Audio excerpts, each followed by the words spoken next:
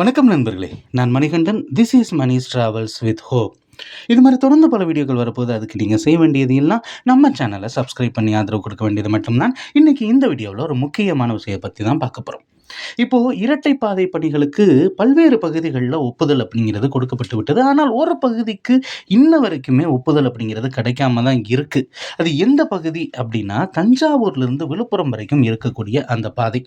ஆரம்பத்தில் வெள்ளக்காரங்காலத்திலேயே போட்ட பாதை அப்படின்னா இந்த மெயின் லைன் பாதை தான். அதற்கு அப்புறம் தான் விருத்தாச்சலம் ரோட் எல்லாமே வந்தது.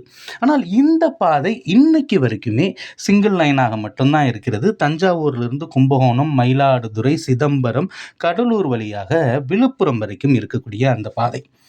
இந்த வழித்தடம் இரட்டை ரயில் பாதை ஆச்சு அப்படின்னா இன்னும் அதிகப்படியான ரயில்கள் டெல்டா பகுதிக்கு இயக்கப்படுவதற்கான வாய்ப்பு அப்படிங்கிறது நிச்சயமாக இருக்கிறது.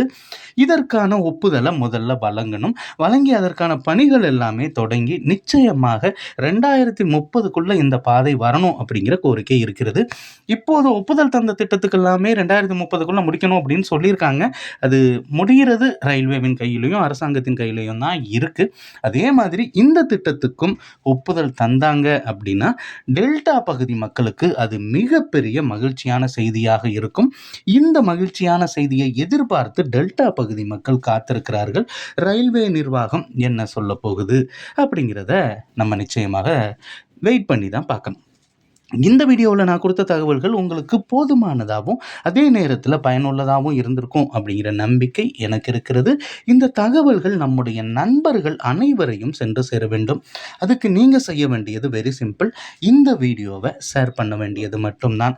இது மாதிரி தொடர்ந்து பல ரயில்வே அப்டேட்டுகள் உடனுக்குடன் நம்ம சேனலில் வந்து சேர இருக்கிறது. அதற்கு நீங்கள் செய்ய வேண்டியது நம்ம சேனலில் சப்ஸ்கிரைப் பண்ண வேண்டியது மட்டும்தான். அடுத்த வீடியோவில் பார்ப்போம்.